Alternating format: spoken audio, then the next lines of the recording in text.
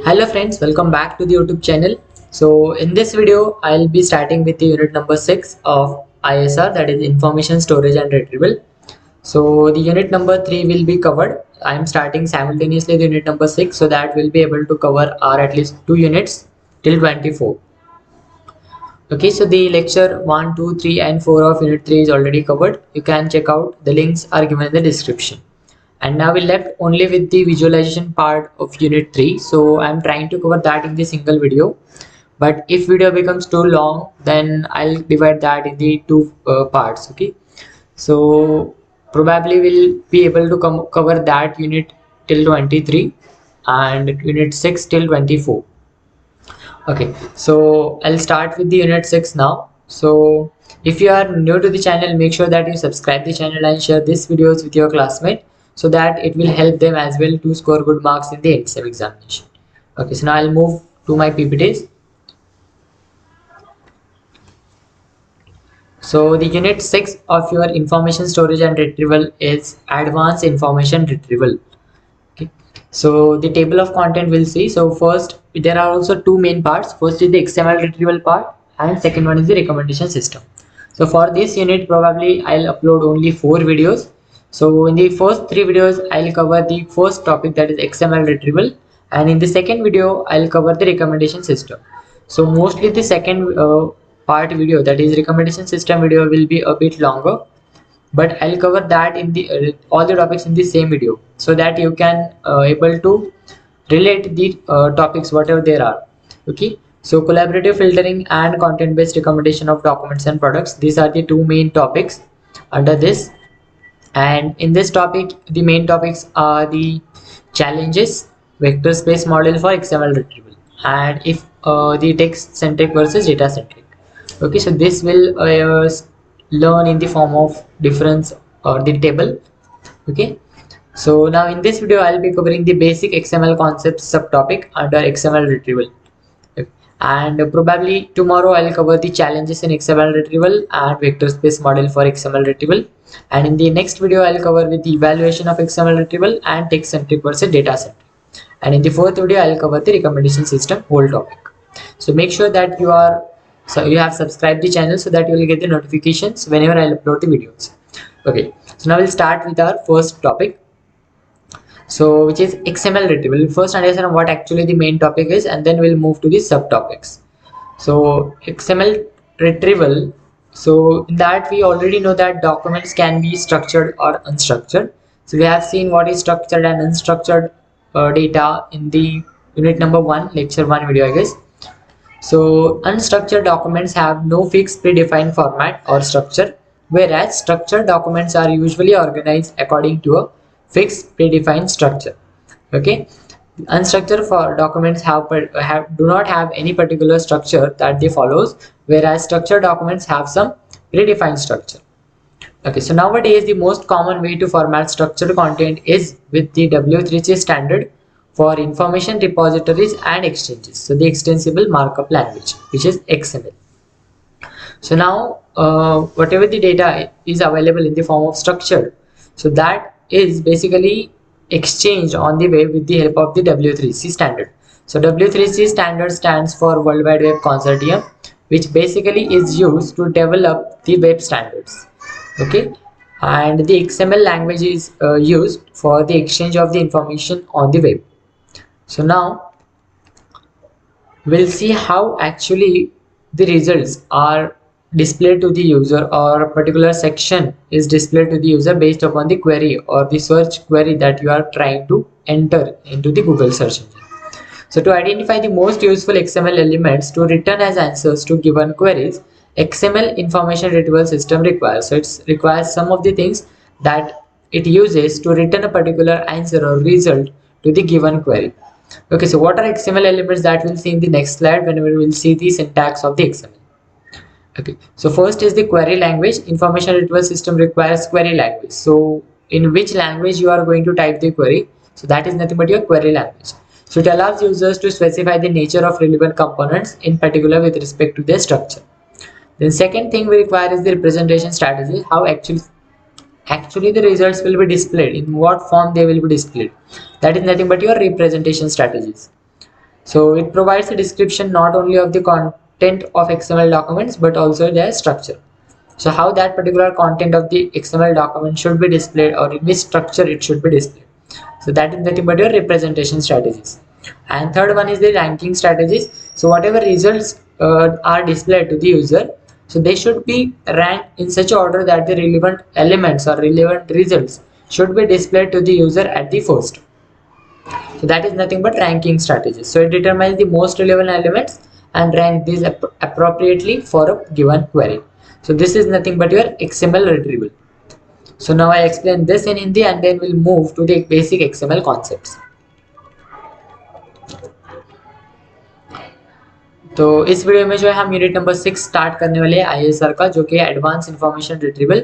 और यूनिट 3 के वीडियोस भी जो है मैं साइमल्टेनियसली अपलोड करूंगा। उसमें का हमारा बस विजुअलाइजेशन का पार्ट बाकी है, तो मैं कोशिश कर रहा हूँ कि इसको एक ही वीडियो में कवर करूँ।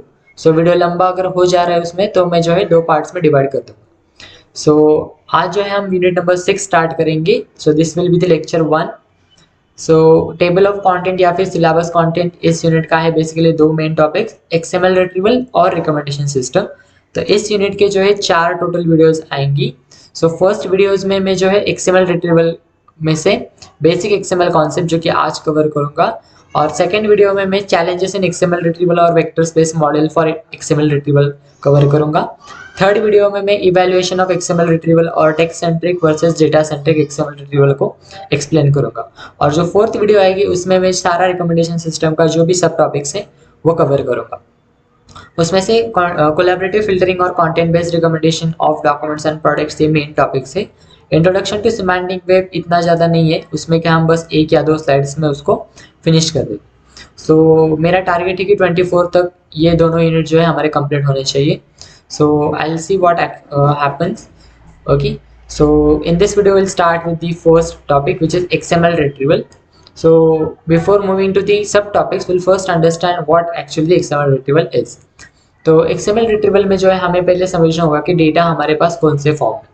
तो हमें पता है डॉक्यूमेंट जो है वो एक तो स्ट्रक्चर्ड हो सकते हैं या फिर अनस्ट्रक्चर्ड हो सकते हैं। सेमी स्ट्रक्चर को हम यहाँ पे कंसिडर नहीं करें, ठीक है। स्ट्रक्चर्ड और अनस्ट्रक्चर्ड डेटा या फिर डॉक्यूमेंट्स क्या होते हैं उसको हमने पहले यूनिट नंबर 1 लेक्चर 1 में कवर किया है। स्ट्रक्चर्ड और अनस्ट्रक्चर्ड डेटा क्या होता है, ठीक है। इसके बाद अनस्ट्रक्चर्ड डॉक्यूमेंट जो होते हैं उनको कोई फिक्स्ड डेटा फॉर्मेट या फिर स्ट्रक्चर नहीं होता है, जबकि स्ट्रक्चर्ड डॉक्यूमेंट जो होते हैं उनको एक पर्टिकुलर फिक्स स्ट्रक्चर या फिर प्री डिफाइंड फॉर्मेट होता है। उसके बाद अभी जो भी कॉमन वेज है हमारे स्ट्रक्चर डेटा को फॉर्मेट करने के लिए या फिर कंटेंट को फॉर्मेट करने के लिए, उसमें जो है W3C स्टैंडर्ड जो जिसे हम वर्ल्ड वाइड वेब कंसोर्टियम बोलते हैं, जो कि एक इंटरनेशनल ऑर्गेनाइजेशन है जो हमारे वेब स्टैंडर्ड को डेवलप करता है। तो उसको जो है वो इंफॉर्मेशन रिपोजिटरीज और एक्सचेंजेस ऑफ डेटा जो भी इंटरनेट पे हो रहा है उसको जो है वो मैनेज करता है या फिर डेवलप करता है। तो उसके लिए हम जो है XML लैंग्वेज जो है उसको यूज़ करते हैं। XML जो है वो एक्सटेंसिबल मार्कअप लैंग्वेज, ये उसका फुल फॉर्म है। तो हम अब देखेंगे कि जो भी हमारी क्वेरी हम जब सर्च बॉक्स में डालते हैं तो हमें पर्टिकुलर रिजल्ट्स जो आते हैं वो कैसे आते हैं, या फिर कौन सा एलिमेंट हमें रिटर्न करना है वो कैसे समझ में आए। तो उसके लिए जो है इंफॉर्मेशन रिट्रीवल सिस्टम को कुछ कंपोनेंट्स या फिर आप बोल सकते हैं कुछ चीज़ें लगती है। जैसे कि फर्स्ट जो है क्वेरी लैंग्वेज, आप जो क्वेरी डाल रहे हो उसका क्या लैंग्वेज है या फिर वो कौन से फॉर्मेट में आप डाल रहे हो वो यहाँ पे लगता है। तो उसमें जो है it allows users to specify the nature of relevant components in particular with respect to their structure. अब क्वेरी लैंग्वेजेस में जो है टाइप्स है, जैसे कि पैटर्न मैचिंग हो गया या फिर कीवर्ड्स हो गया या फिर वर्ड्स हो गया, तो वो इसमें आता है, बट वो हम यहाँ पे डिस्कस नहीं करेंगे, ठीक है। पैटर्न मैचिंग में क्या आ सकता है, सफिक्स फेस, प्रीफिक्सेस, या फिर आप बोल सकते हो कि उसमें कुछ बुलियन क्वेरीज जैसे आ सकता है, ठीक है। फिर उसके बाद जो है रिप्रेजेंटेशन स्ट्रैटेजी, जो डेटा आपके पास अवेलेबल है उसको कौन से फॉर्म में या फिर उसको प्रेजेंट कैसे करना है, उसके लिए कुछ स्ट्रैटेजी होनी चाहिए, तो उसको जो है रिप्रेजेंटेशन स्ट्रैटेजी हम बोलते हैं। फिर उसके बाद जो है रैंकिंग स्ट्रैटेजी। सो रैंकिंग स्ट्रैटेजी जो है मतलब जो भी रिजल्ट्स आपको डिस्प्ले हो रहे आप जब क्वेरी सर्च करोगे तब, तो उस पर्टिकुलर रिजल्ट्स में से भी जो रिलेवेंट रिजल्ट्स है वो आपको फर्स्ट या फिर फर्स्ट 10 रिजल्ट्स में दिखने चाहिए, ठीक है। तो उसके लिए कुछ स्ट्रैटेजीज होनी चाहिए, तो उसके लिए जो है रैंकिंग स्ट्रैटेजीज होती है।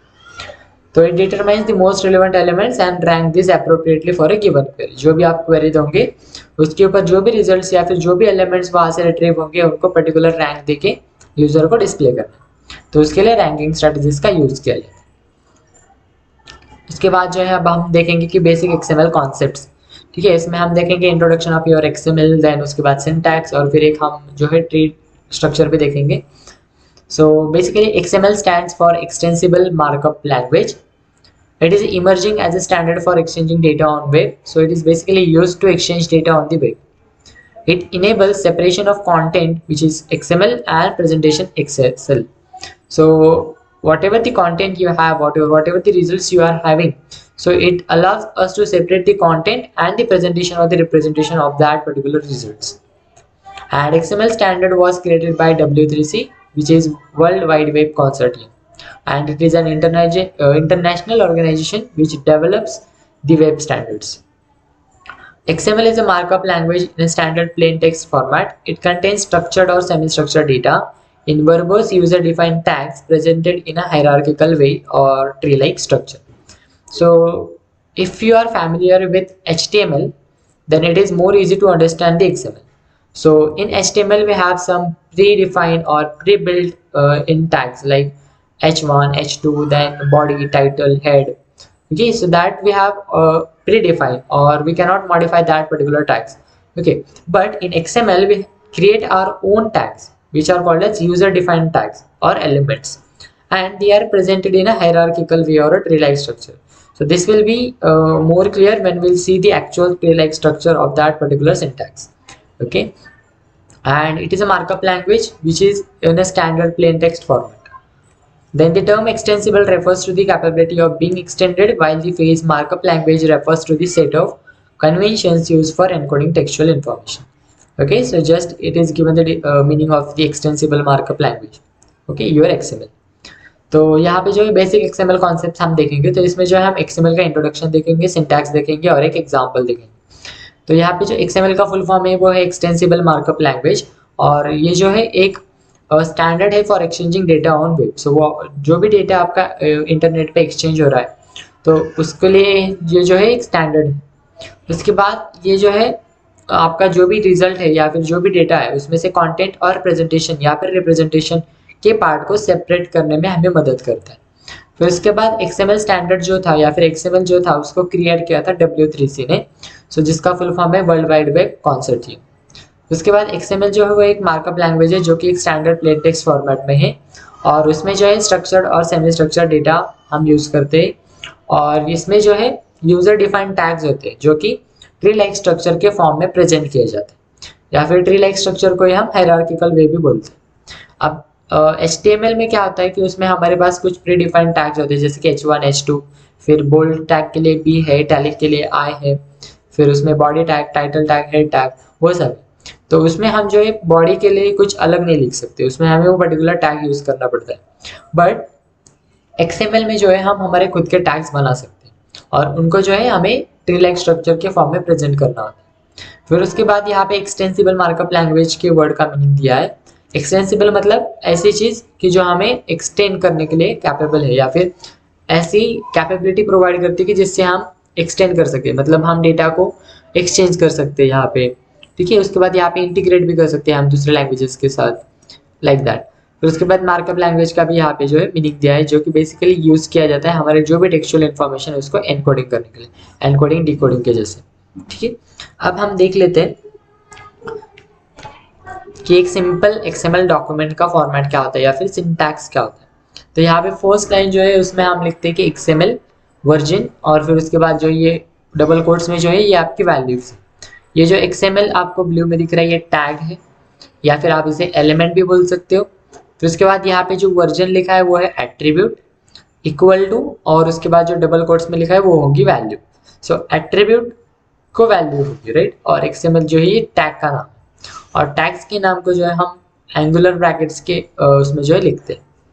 फिर उसके बाद जो है मैंने यहाँ पे खुद का टैग बनाया है जिसका नाम है एड्रेस। तो ये जो एड्रेस है वो हो गया मेरा रूट टैग और रूट एलिमेंट।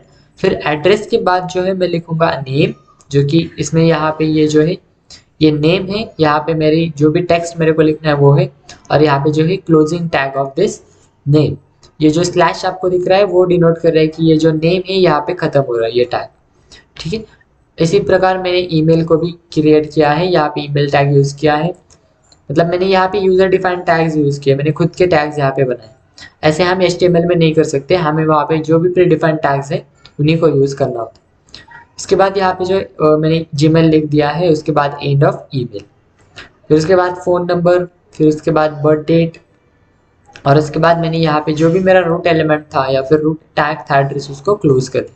ये जो भी डेटा है वो सब डमी है, तो इस पर कुछ मेल या फिर कॉल करने की कोई ज़रूरत नहीं, सब डेटा डमी है सिर्फ नाम छोड़ के, ठीक। उसके बाद XML डॉक्यूमेंट ट्री, जो मैंने बोला कि हम जो है यहाँ पे XML के जो भी डॉक्यूमेंट्स हैं उनको हायरार्किकल वे में या फिर ट्री लाइक स्ट्रक्चर के फॉर्म में प्रेजेंट करते हैं। तो अब ट्री लाइक स्ट्रक्चर फॉर्म में क्या होता है बेसिकली, यहाँ पे देखो मेरा जो ये रूट एलिमेंट है एड्रेस, ये मेरा रूट एलिमेंट है क्योंकि इसके अंदर जो है मैंने ये लिखा, ठीक है, आप इंडेंटेशन से समझ सकते हो। उसके बाद यहाँ पे इसके अंदर मेरे क्या है, नेम है, तो नेम, उसके बाद ईमेल है, उसके बाद फ़ोन है, उसके बाद बर्थ डेट है, ठीक है। आप अगर आप इसको और डिवाइड करोगे तो नेम के अंदर आपका फर्स्ट नेम आ सकता है, लास्ट नेम आ सकता है, मिडिल नेम भी आ सकता है, बट मैंने यहाँ पे बस दो ही कंसिडर किया है, फर्स्ट नेम और लास्ट नेम। ईमेल में कुछ नहीं है, फ़ोन नंबर में आप दूसरा भी फ़ोन नंबर रख सकते हो, बट यहाँ पे मैंने कंसिडर नहीं किया। उसके बाद बर्थडे जो होता है उसके अंदर जो है हमारा मंथ, ईयर और डे या फिर डेट होती है, तो उसको भी हम 3 पार्ट्स में डिवाइड करें। तो ये ऐसा हायरार्किकल स्ट्रक्चर में होता है, मतलब यहाँ पे अगर आप इसको रीड करोगे तो कैसे रीड करोगे, एड्रेस, फिर उसके बाद जो है यहाँ पे 4 चाइल्ड्स है उसके, जो कि नेम, ईमेल, फ़ोन और बर्थडे, फिर उसके बाद इस नेम के अंदर फिर से 2 चाइल्ड है जो कि फर्स्ट और लास्ट, और यहाँ पे बर्थडे के अंदर 3 चाइल्ड है या फिर लीफ नोट्स है जो कि है ईयर, मंथ और डे, ठीक है, इस फॉर्म में। और अगर हम इस पर्टिकुलर ट्री का ऐसा कोड लिखना चाहे तो कैसे लिखेंगे, लाइक दिस। यहाँ पे आपका XML वर्जन है, ये जो है ये ऑप्शनल है, आप चाहो तो लिखो, नहीं लिखा तो भी चलता है। उसके बाद यहाँ पे हमारा रूट एलिमेंट, उसके बाद नेम, उसके अंदर जो है हमारे 2 चाइल्ड है फर्स्ट और लास्ट, इनको भी क्लोजिंग टैग्स आएंगे। उसके बाद यहाँ पे नेम खत्म हो गया, फिर ईमेल स्टार्ट हो गया, यहाँ पे ईमेल खत्म हो गया, यहाँ पे फ़ोन स्टार्ट हो गया, यहाँ पे फ़ोन टैग क्लोज हो गया, फिर बर्थ डेट, फिर उसके बाद जो है यहाँ पे 3 चाइल्ड नोट्स है, यहाँ पे बर्थडे क्लोज करने का रह गया।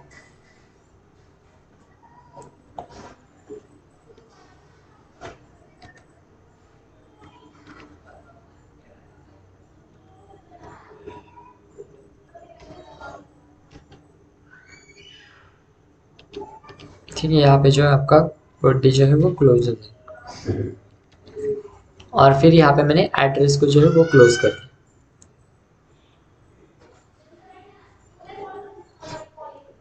तो इस तरह हम जो है पर्टिकुलर डेटा या फिर ट्री स्ट्रक्चर को कन्वर्ट करते हैं हमारे XML में, ठीक है। अब एक हिंदी में देख लेते हैं।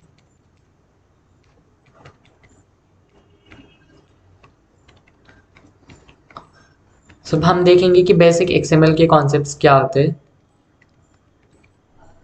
तो हमने ये देख लेते हैं हिंदी में। तो यहाँ पे जो सिंपल XML का डॉक्यूमेंट है उसका बेसिक सिंटैक्स क्या होता है, तो पहले लाइन में जो मैंने लिखा है XML वर्जन 1.0, तो यहाँ पे जो है ये जो XML आपको ब्लू में दिख रहा है वो है हमारे टैग का नाम या फिर एलिमेंट का नाम। ये जो वर्जन है वो है एट्रीब्यूट, और एट्रीब्यूट को हम वैल्यूज देते हैं, और जो भी वैल्यूज देंगे वो आपको डबल कोट्स में लिखनी है। फिर उसके बाद जो है मैंने यहाँ पे हमारे यूजर डिफाइंड टैग्स बनाए हैं, उसमें फर्स्ट जो है वो है एड्रेस, जिसे मैं रूट एलिमेंट या फिर रूट टैग बोलूँगा। फिर उसके अंदर मेरे जो भी चाइल्ड रूट टैग्स होंगे या फिर आप बोल सकते हैं नेस्टेड टैग्स होंगे वो आएंगे। यहाँ पे मैंने नेम टैग क्रिएट किया है, उसके बाद मैंने यहाँ पे जो भी मेरे को टेक्स्ट लिखना है वो लिख दिया। फिर उसके बाद मैंने उस नेम टैग को क्लोज कर दिया। ये जो स्लैश है वो डिनोट कर रहा है कि ये नेम टैग जो है यहाँ पे क्लोज हो रहा है। फिर उसके बाद ईमेल लिख दिया, फिर यहाँ पे उसको क्लोज कर दिया, फ़ोन लिख दिया, उसको क्लोज कर दिया, बर्थ डेट लिख दिया, उसको क्लोज कर दिया, और लास्ट में जो एड्रेस है उसको मैंने क्लोज कर दिया। सो ये जो भी आपको दिख रही है वो सब मेरे जो है एड्रेस के अंदर आ जाओ।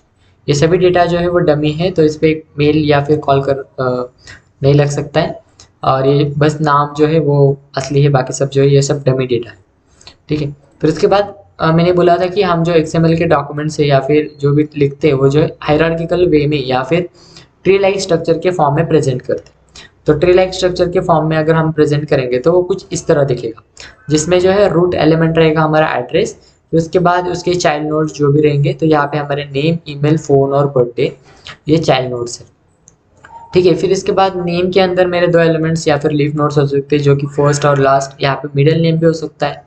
फिर उसके बाद यहाँ पे बर्थ डेट में ईयर मंथ और डे होता है। ठीक है, तो ये जो है ये लीफ नोड्स हो गए इसके।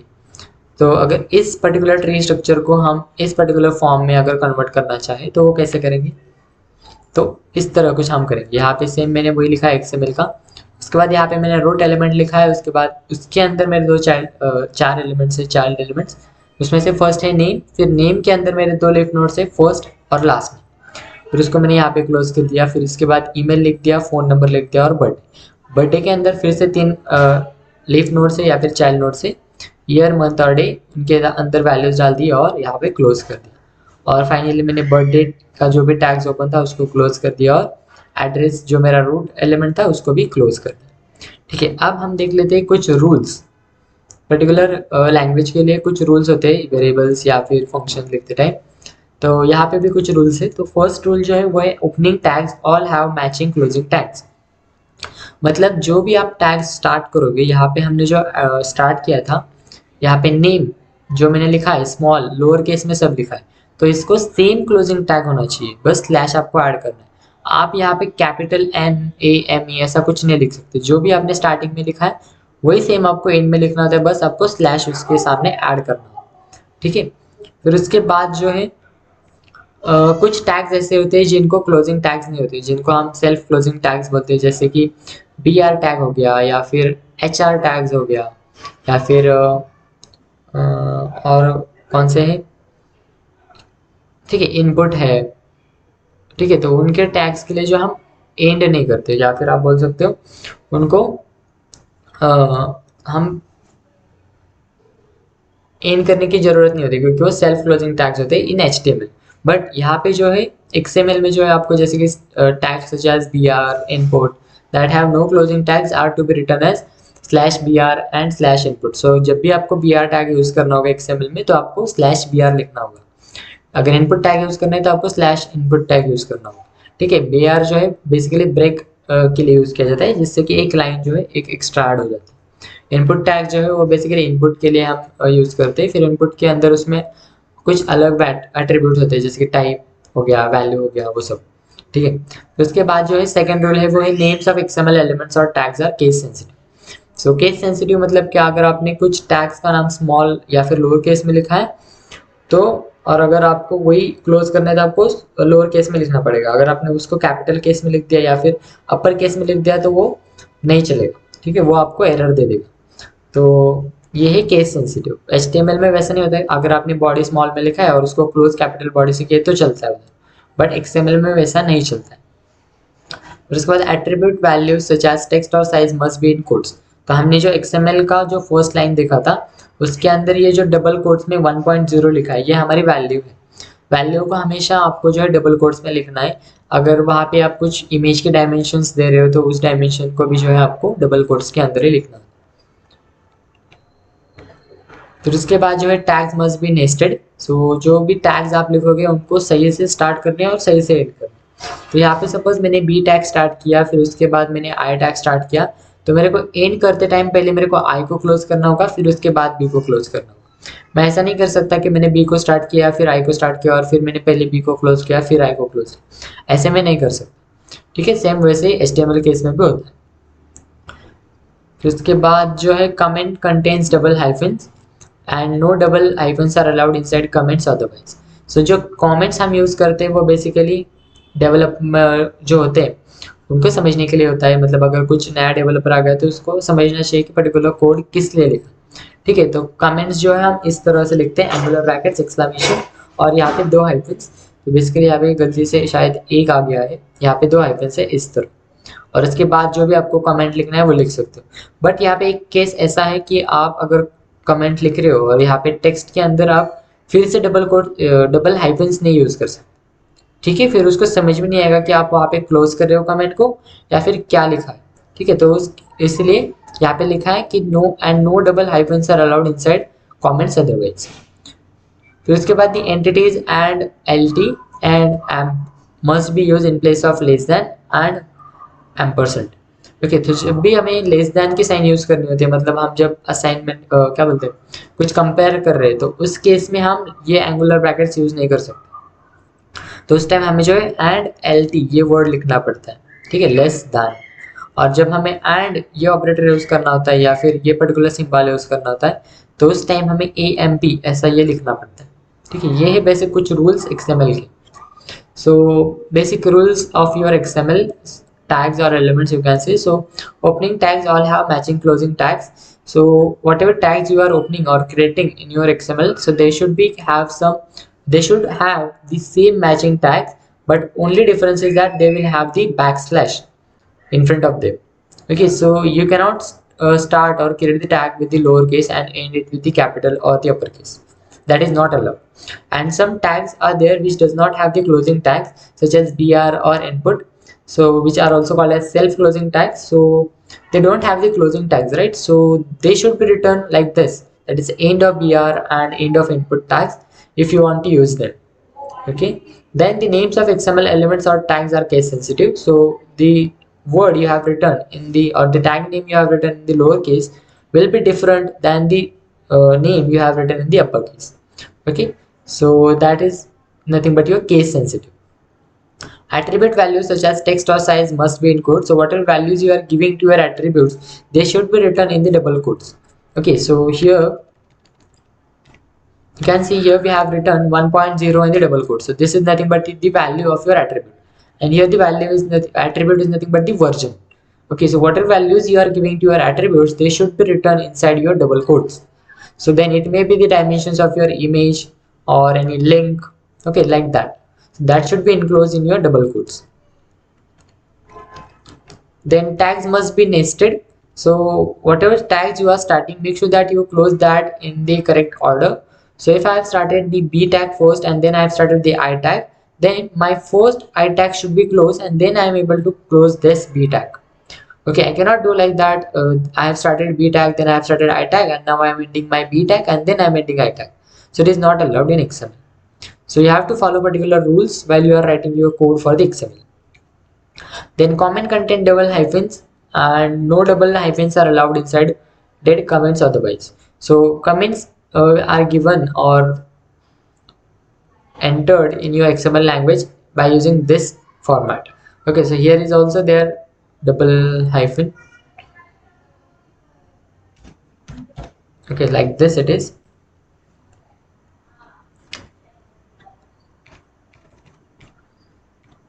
Okay, so if you are writing your comment, then you cannot use the double hyphens again inside your this. Okay, so here I have written your text. So here you can write anything in except double hyphens. Okay, if you write double hyphens, then it will not be able to understand actually you are trying to close it or what. Okay, so this is this point. Next is the entities and lt and amp must be used in place of less than and ampersand. So when you are trying to use the make use of this symbols like less than and operator, then you have to use and lt instead of less than and amp instead of your and. Okay, these are the rules for your XML tags. So that's it for this video. In the next video, we'll cover our vector space model and challenges in XML retrieval. So if you understand this concept, make sure that you hit the like button, share it with your friends, and subscribe the channel for more. And the videos for the unit 3, I'll upload it as soon as possible. So stay tuned and share share these videos with your classmates. So we'll see in the next video. Thanks for watching.